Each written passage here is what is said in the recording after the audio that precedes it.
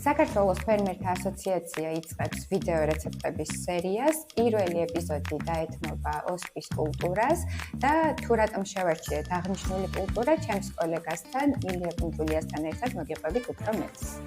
საქართველოს ფერმერთა ასოციაცია ევროკავშირის ჰორაიზონის პროექტის ფარგლებში ახორციელებს ერთ-ერთ კონკრეტულ პროექტს, რომელსაც ქვია BioValue. BioValue-ის ფარგლებში ერთ-ერთი სამიზნე კულტურა არის ოსპი და ეს პროექტი ზოგადად გულისხმობს, რომ ფერმაში ბიომრავალფეროვნება გაუმჯობესდეს და ფერმერებმა მონოკულტურებიდან უკვე დივერსიფიცირება მოახდინონ და ბევრი სხვადასხვა კულტურას სცადონ.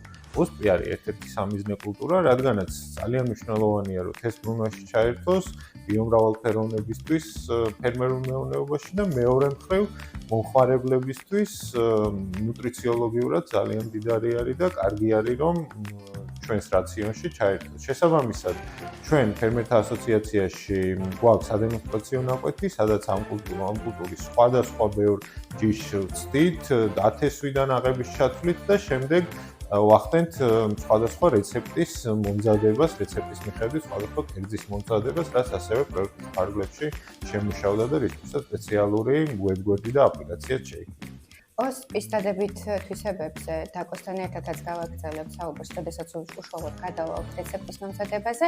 მანამდე აპლიკაცია ხომ არ ვნახოთ, საიდანაც დაკომ ნახა რეცეპტი, რომელსაც დღეს შემოგთავაზებს. კი ბატონო, როგორც თქვი, პროექტის ფარგლებში შეიქმნა მობილური აპლიკაცია და პროექტის ვებგვერდზეც არის უამრავი რეცეპტი განთავსებული, რომელიც შეკრებილია ევროპის სხვადასხვა ქვეყანაში და აქტიურად ხდება მათი პოპულარიზაცია. აი, ახლავე გავხსნი და თან შეგვიძლია აქვე დავაანონსოთ, რომ გარდა ოსპის კულტურისა, ამ აპლიკაციაში და საიტზე სხვა კულტურებიც არის, სხვადასხვა რეცეპტები და ჩვენს გავაგრძელებთ სხვა კულტურებზე ვიდეო რეცეპტების ჩაწერას.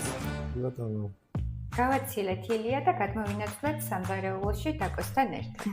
მარიამ, სანამ შენ და ილია BioValue-ის პროექტზე საუბრობთ და ოსპის დადებით მხარეებზე, მე მოვიძიე BioValue-ის აპლიკაციაში ორი რეცეპტი, ერთი კრემსუპი და მეორე ოსპის სალათი, რომელიც ძალიან ახლოს არის ბერძნულ სალათთან. გავამზადებ პროდუქტები და შეგვიძლია რომ დავიწყოთ მომზადება. დავიწყოთ. პირველ რიგში ჩვენ მაყურებელს უნდა უთხრათ, რომ ოსპის საჭირო რომ ძალიან კარგად გავრეცხოთ და რაც უფრო დიდხანს დავაყენოთ წყალში, მით უკეთესი არის. თუმცა მე გავთვალისწინებთ, რომ დუღარე წყალი არ დავაწყოთ, იმიტომ რომ ჩაიშლება ოსპი და შემდეგ მომზადების პროცესში გაგვირთულდება და არ გამოგვადგება ესეთი პროდუქტი.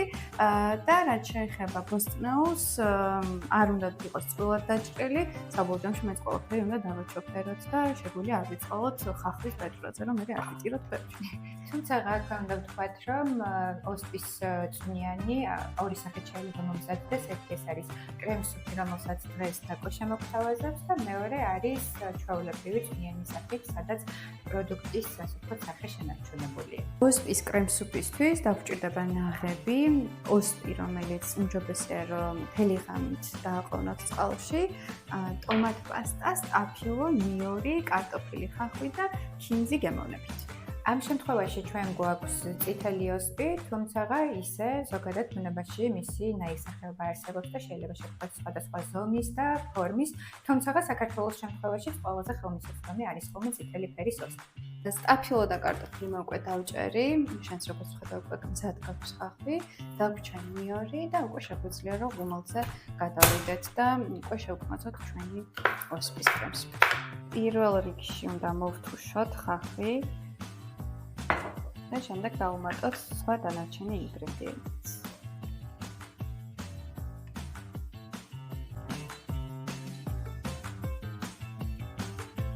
ჩვენი ბოსტნეული უკვე მორბილდა და შეგვიძლია რომ დავამატოთ ოსპიც.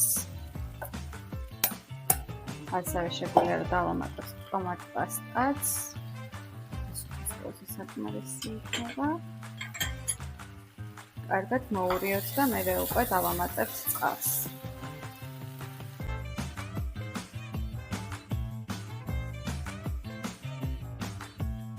უკვე წყალიც დავასხით, დაველოდოთ უკვე რომ წამოდუხდეს და შემდეგ უკვე შეგვიძლია დავაჩოფეროთ და გადავიდეთ სერვირებას. სანამ დაკო წვნიანის ბოლო ეტაპზეა, მე უკვე გავხსნი ღვინოს, იმიტომ რომ კერძები ჭიქა ღვინოსთან ერთად უფრო გემრიელია. შევარჩიეთ ითაბანის ქისი, ვფიქრობ, ოსტს ძალიან მოუხდება.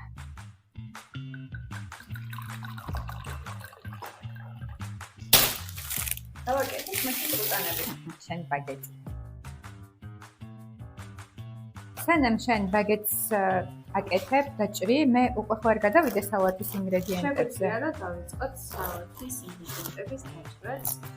კიტრი დაჭრილია, ახლა გადავალ პომიდორზე და ხახვზე, მანამდე დაკო უკვე ისაუბრებს როგორი სახის ოსტი გვექნება ამ სალატში. კი ბეტონო, უკვე გადავიდეთ მეორე რეცეპტზე. ამისთვის გვჭირდება ოსპი, როგორც ვთქვით, ორი სახეობის, ორი ფერის ოსპი გვაქვს, ასევე ფეტა ყველი, რომელიც დაფშვნილი სახით გვჭირდება, მაგრამ გემოვნების ამბავი შეიძლება კუბებად დაჭრილიც გამოვიყენოთ.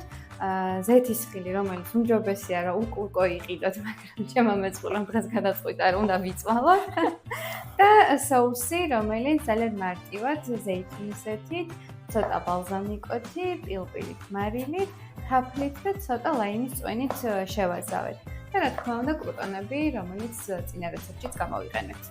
სანამ მარიამი ბოსტნეულის დაჭრით დაკავებული, ჩვენ ოსპი და დრესინგი ავურიოთ ერთმანეთში. დაკუნა, აქვე უნდა ვთქვათ, რომ როდესაც პროდუქტების ასარჩევად ვიყავით წასული, უპირატესობა მივანიჭეთ ისეთ შეფუთვებს, სადაც ეტიკეტზე დატანილი იყო გეოგაპის ლოგო, ეს არის ადგილობრივი სტანდარტი და ეტიკეტზე მისი დანახვა ნიშნავს, რომ პროდუქტი, რომელსაც ყიდულობთ, არის უვნებელი, ხარისხიანი და მიკვლევადი.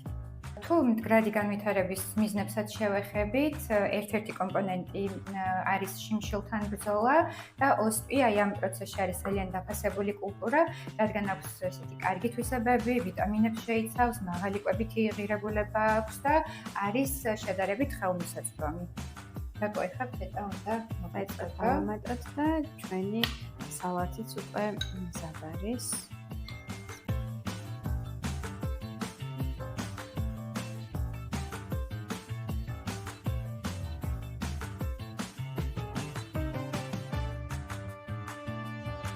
დავასრულეთ ორივე კერძის მომზადება ჩვენი მთავარი ინგრედიენტით ოსპით.